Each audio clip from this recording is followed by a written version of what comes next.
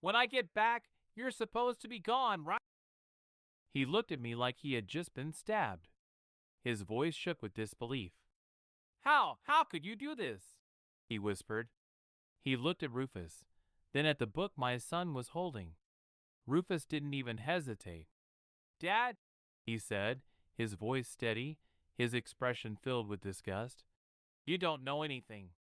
And with that, my husband's entire plan crumbled. My name is Miranda. I'm a housewife, though I work a part-time job. I've been married for over 16 years and have a teenage son, Rufus. My husband works for a trading company, constantly traveling for business trips. For years, I've raised Rufus alone. My husband was rarely around, always off on solo assignments both domestically and internationally. We mostly communicated online, messages, video calls, the occasional check-in. Even when he was in the country, he was always too far away for day trips. The only time we really saw him? Thanksgiving, Christmas, Labor Day. And even then, he spent most of those visits at his parents' house, about an hour away. We were never really a family of three. Just me and Rufus. Him and his job. The relationship between us wasn't bad, but it wasn't good either. It was just neutral. Stale. After more than a decade of marriage, we were more like roommates than husband and wife. I still cared for him. There was still a sense of family affection, but the romance had completely faded. He worked for a well-known company, so we were financially comfortable. When Rufus was younger, I stayed home to take care of him, making sure he never felt lonely. My husband had agreed with that choice. But things started changing as Rufus got older. By the time Rufus was in elementary school, my husband's attitude shifted. His work assignments became more permanent. He was basically living separately from us. And when I brought up the idea of getting a job, his reaction was unexpected. It's fine if you want to work, he had said, but I don't want people thinking I can't provide for you. It wasn't supportive, it was possessive. He didn't want a wife who worked because she wanted to. He wanted a wife who only worked if it made him look good. Find something that fits with your hobbies, he added, or something that gives you some kind of progression. I didn't care about progression. I just wanted something that suited me. But still I listened. I had a teaching certificate in flower arrangement, so I took a part-time job assisting in a flower arrangement class. Since my husband's job often involved meeting foreign clients, I figured it would even be useful if we ever moved overseas. That's good, he had said. It'll come in handy if I get transferred internationally. I kept the job for years, never realizing how little my work actually mattered to him. As Rufus entered high school, I started thinking seriously about his future. I brought it up to my husband, and for the first time in a long while, he seemed genuinely invested. Rufus is moving up to sophomore year soon, I had said. We should talk about his plans, figure out what's best for him. Yeah, my husband had agreed. And actually, I might be getting transferred back to headquarters in the fall. Perfect timing to start fresh. At the time, I thought he meant for Rufus.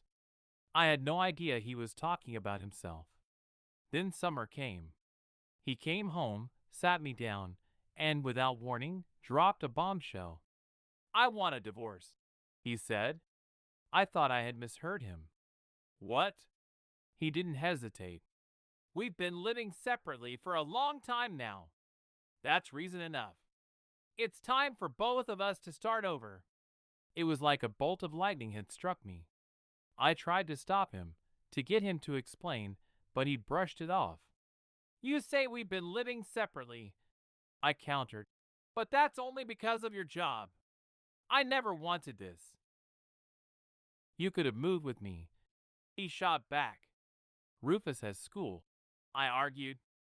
And your father. His face darkened. That's not my problem. His father, my father-in-law, was still alive, living in a retirement home. This house had originally belonged to his parents, but after we got married, they moved out, and he cut ties with his father completely. His father had never done anything wrong. There was no big incident, just years of small conflicts, petty arguments that built up over time. I had always gotten along well with his father. I still visited him, checked in on him, made sure he was doing okay. You should have left him alone. My husband snapped. He's your father. I said. He's in a facility. He retorted. He's not our responsibility. I couldn't accept that. But in that moment, I realized something. He wasn't just leaving me. He was abandoning everything. And worst of all, he thought he could walk away without consequences. He had no idea what was coming next. You did that on your own, my husband said flatly. I clenched my jaw. Maybe, but it's not something you can just brush off. He scoffed. And Rufus's school? If you really wanted to live with me, you could have transferred him. I stared at him. You were the one who wanted Rufus to go to that school. He worked hard for that entrance exam and got into a private school with an integrated curriculum. And now you're saying I should have just yanked him out? His expression didn't change. If you really wanted to live with me, you would have. It was a ridiculous argument. And before I could even respond, he pulled out a pre-filled form and shoved it toward me. I'm moving back this fall, he said, like it was already settled. But you can't stay here anymore. I'll stay in a hotel until you're gone. That was it. He grabbed his things, walked out the door, and left me staring at those papers like my entire world had just been burned to the ground. Rufus had been out that day. A movie with friends. Something lighthearted. He didn't come home until the sky had already gone dark. When he walked in, the first thing he noticed was that the house was completely silent. Why aren't the lights on? He asked, frowning. Where's Dad? I didn't answer. I had been sitting there for hours, frozen in place, trying to process everything. He spotted the divorce papers lying on the coffee table, picked them up, flipped through them without saying a word. I didn't know what to say. How could I explain it? I hadn't even sorted it out myself yet. Rufus sighed, tossed the papers back onto the table, and walked out of the room. For a second, I thought, not just my husband. My son is leaving me too. I barely had time to process that thought before Rufus came back. Eat up, he said, handing me a plate. You won't think straight if you're hungry. On it were 2 massive sandwiches, stuffed to the brim. The bread barely held together, the filling overflowing from the sides. He had made them himself. Tears welled up in my eyes. Just eat already, he muttered, pretending not to notice. I bit into the sandwich. It was simple, but somehow it tasted better than anything I had eaten in years. And as I sat there, crying into my food, something inside me started to shift. This wasn't just about me anymore. My husband didn't waste any time. The moment he got back to his work location, the messages started rolling in.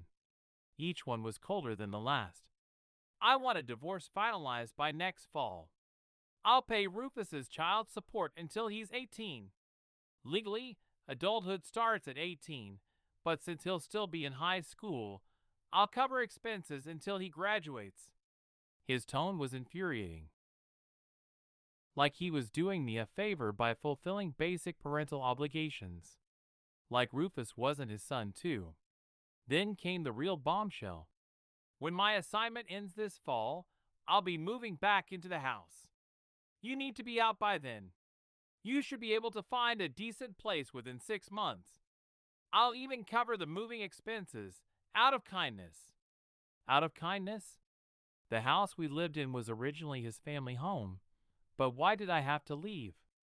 I had been taking care of it for years, keeping it together, raising our son alone while he traveled around, barely contributing to our actual family life. And now he was kicking us out like we were squatters? Then, another message. Since the divorce is due to a natural breakdown of our marriage, I won't be paying any alimony. However, I do appreciate your years of work as a homemaker and mother, so I'll provide some financial assistance. So, in his mind, it wasn't abandonment. It wasn't betrayal. It was just a natural breakdown. And apparently, his appreciation for my sacrifices came in the form of throwing me a couple of pity checks. Then the worst one came through. If you can't support yourself with your current job, I'm willing to help you find another one. But if that happens, you'll have to leave this town. I'm sure you wouldn't want to run into me. I clenched my fists. Why should I have to leave? The next part was even worse. I'll transfer custody of Rufus to you. He'll probably be more comfortable with you anyway, since you've been living together for years. Besides, he's almost an adult. He won't need his parents forever. If you say Rufus needs something, I might consider discussing it, but I won't be requesting visitations. That was it. He was discarding his son entirely. He didn't even care enough to fight for visitation rights. He just wanted out. It made me sick. I couldn't imagine what Rufus would feel if he saw these messages. And as I read them over and over, my emotions settled. The shock I had felt? Gone. The pain? Replaced. Now, all I felt was rage. I wasn't just going to accept this. I wasn't going to let him throw us away like we meant nothing. So I grabbed my car keys, and I drove to his temporary assignment. I had a spare key to his apartment. When I walked in, it was pristine. Everything perfectly arranged, like a model home in a furniture catalog. It didn't even feel like someone lived here. This was his life now. A lifeless apartment, completely detached from the family he had left behind. I sat down and waited. Hours passed. Then, finally, he walked in. He barely even looked at me. "So you came," he muttered, pulling off his jacket. "You could have warned me first." He loosened his tie, hung his clothes neatly, and finally turned to me. "Did you bring the signed divorce papers?" He said it casually, like he was expecting me to hand them over and leave. "I'm fine with it," he added. "Just submit them yourself." He didn't even glance at me. He was already done with this conversation, just like he was done with me. But he had no idea what was coming next. Because I wasn't here to sign. I was here to end this on my terms. And when I was finished, he would regret everything. "When was the last time we actually had a home-cooked meal together?" My husband muttered sarcastically. He pulled a cold beer from the fridge, popped it open, and slumped into a chair at the dining table. I stayed silent, watching him take a long sip.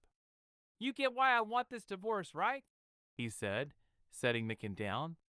"I'm tired of living like this. It's been years." I clenched my fists. "If you wanted me and Rufus to move with you, you could have told me. But I couldn't just uproot everything. There's a rhythm to life. You can't expect me to throw it all away. You could have, if you really wanted to," he shot back, taking another sip. "After a while, I just thought, maybe I don't need a family after all." That was the excuse. The reason he was telling himself. The whole conversation felt like he was rehearsing a script, saying lines he had already convinced himself were true. "So at least wait until Rufus graduates," I said, forcing my voice to stay even. "It's just 2 more years. 1.5, actually." "No," he said instantly. "Next fall. It has to be done by then." His reaction was too quick, too forced. "What's so special about next fall?" I asked. His hand tightened around the beer can. "I told you," he said, looking away. I'm moving back to headquarters. It's a good opportunity. That was bullshit. Then can't we at least spend this last year as a family?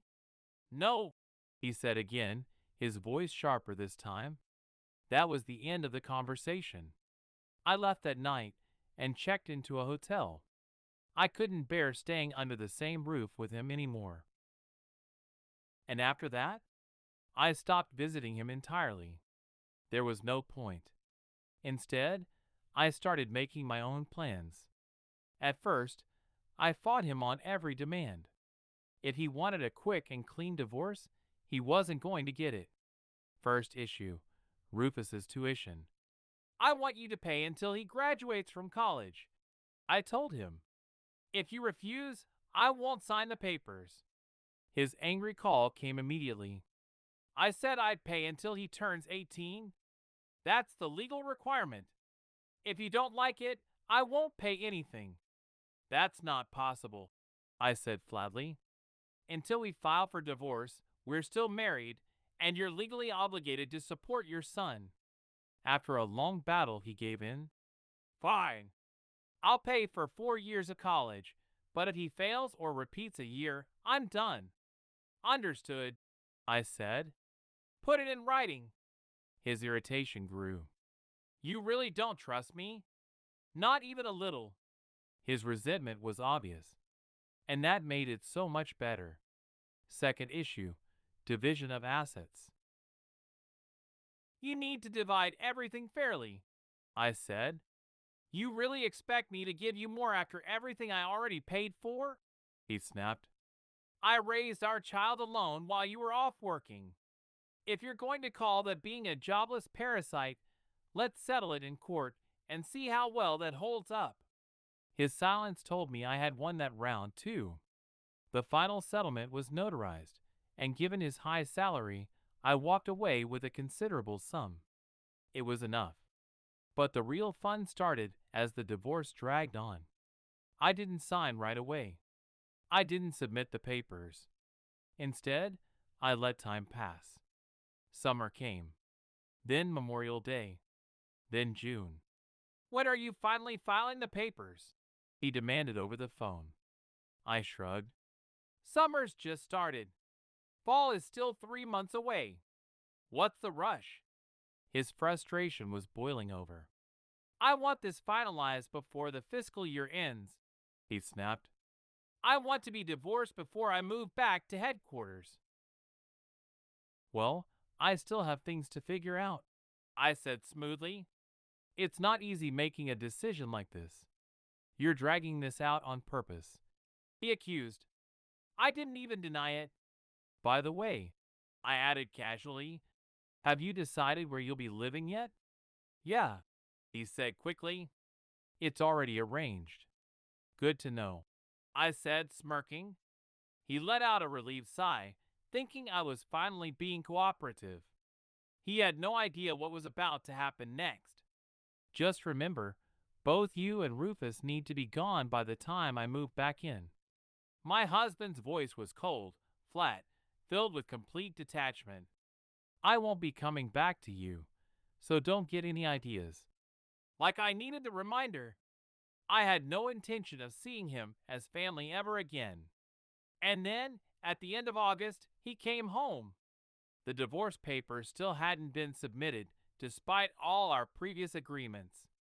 You promised you'd be out when I got back, didn't you? He said, irritation creeping into his voice. It's almost the end of the month. How about you hand over the divorce papers so we can finally get this over with? Next to him stood a woman and a child. The woman was young, flashy, clearly proud to be standing there. Let me introduce you, my husband said, with a smirk that made my skin crawl. This is Vicky, soon to be my new wife. Vicky shifted slightly, placing a protective hand on the small kindergarten-age boy beside her. Nice to meet you, she said, almost shyly, then nodded toward Rufus. Is that your son over there? The kid, Ethan, peeked out from behind her, staring curiously at us.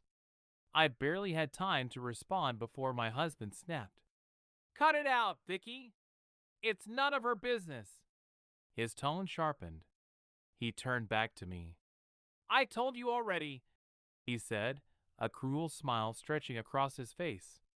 You and I are strangers now. You and your son have no right to be in this house anymore.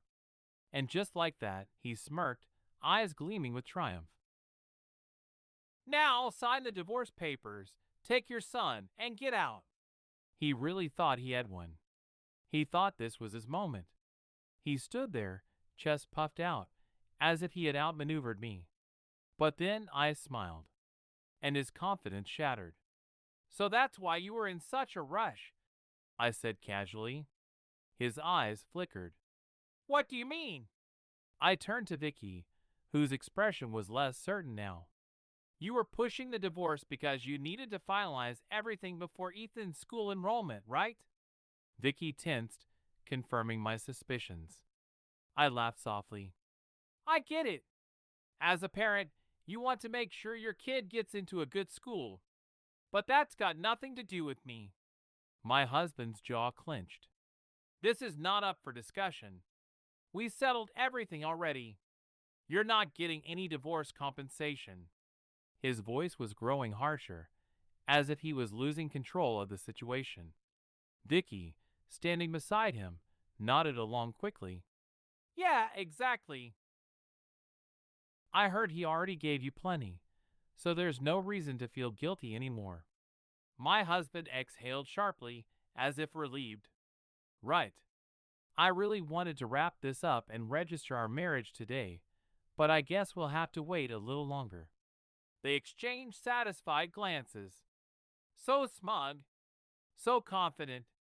I let them have that moment.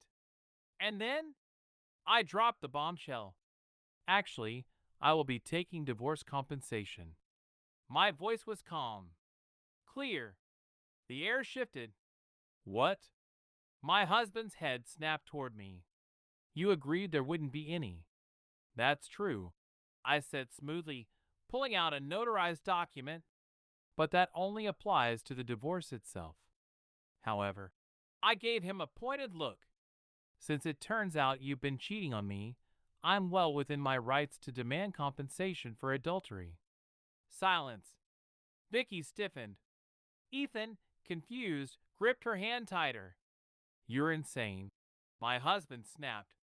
I'm not paying you a single cent. I raised an eyebrow.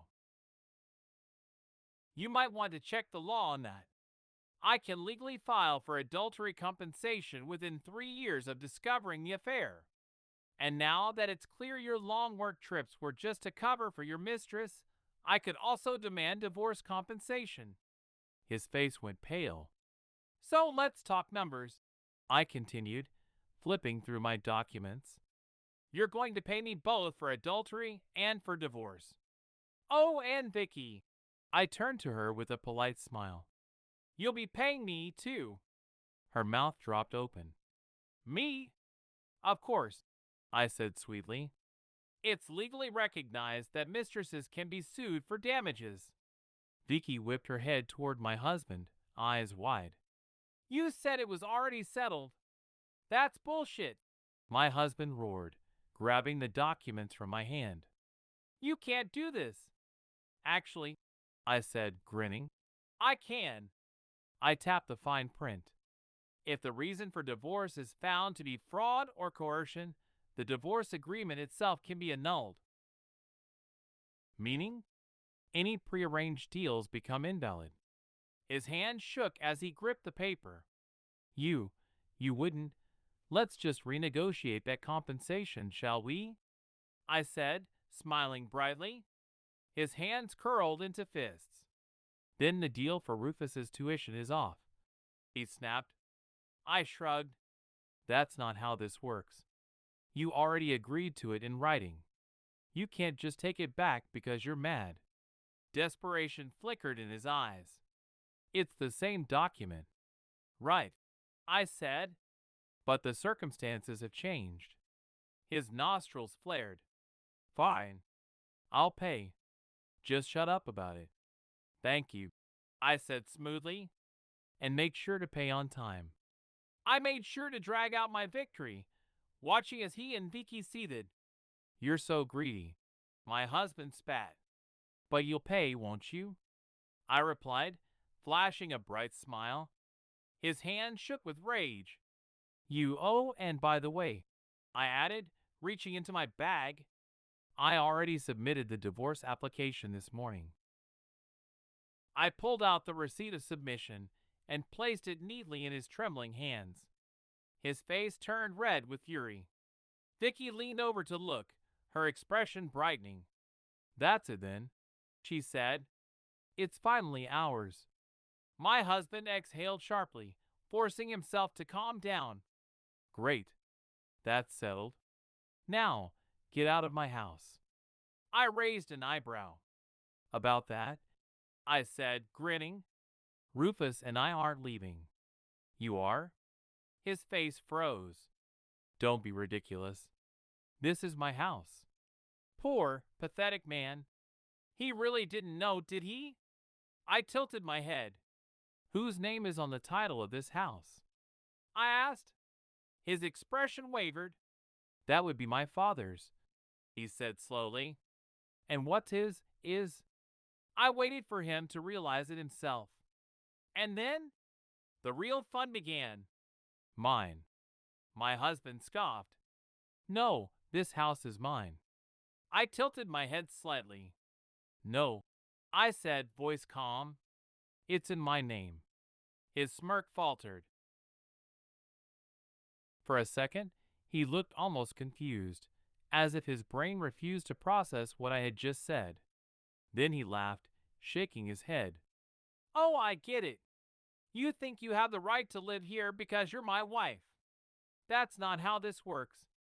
He crossed his arms. The house belongs to my father. And once we're divorced, you're no longer family.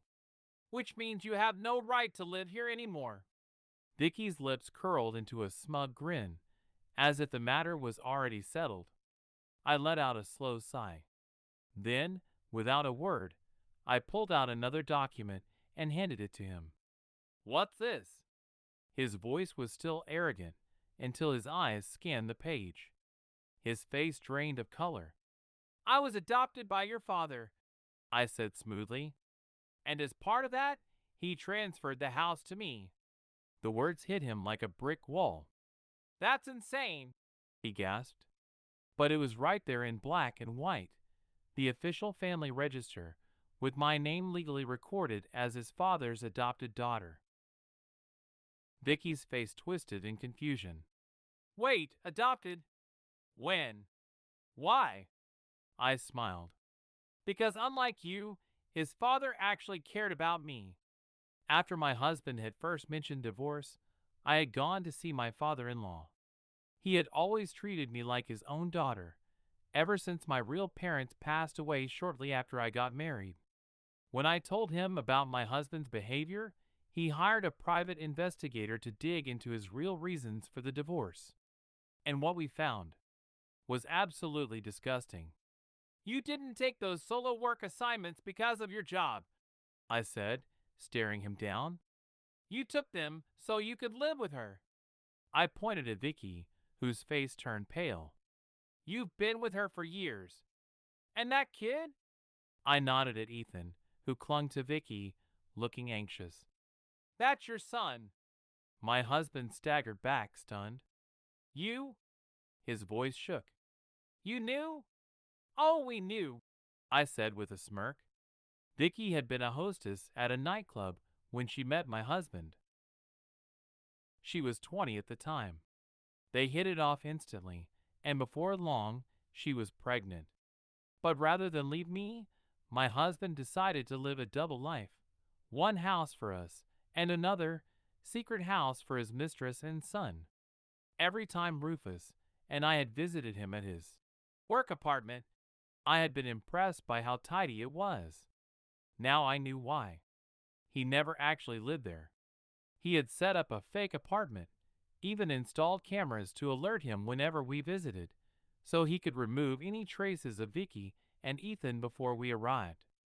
And when his father found out, He was furious. Your father was so disgusted by what you did that he decided to cut you out completely, I said.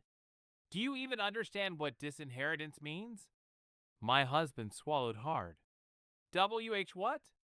I leaned forward, relishing the look of sheer horror spreading across his face.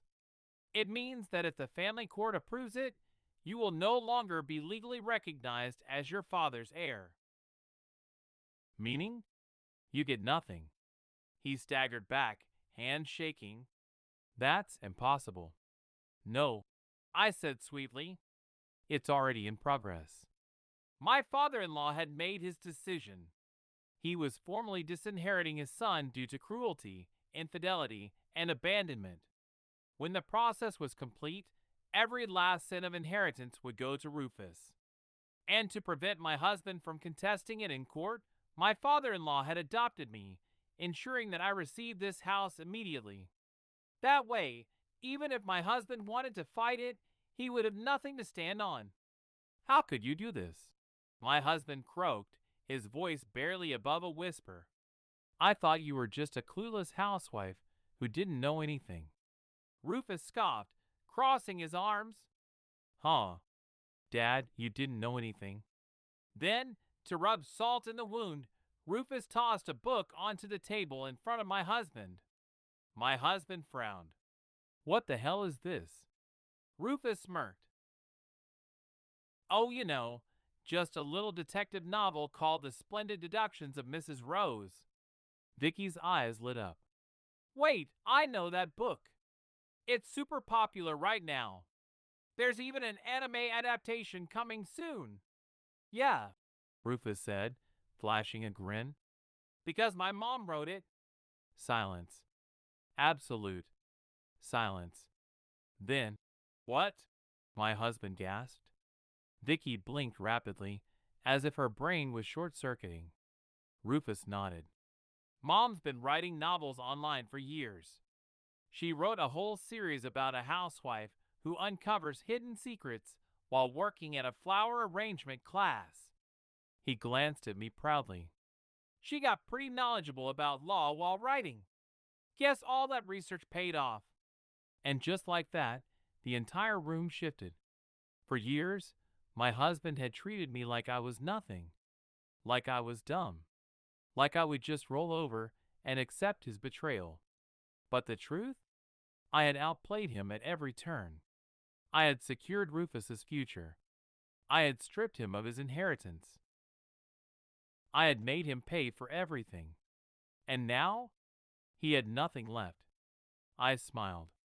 So, I said, enjoying every second of his suffering, still think I'm just some clueless housewife?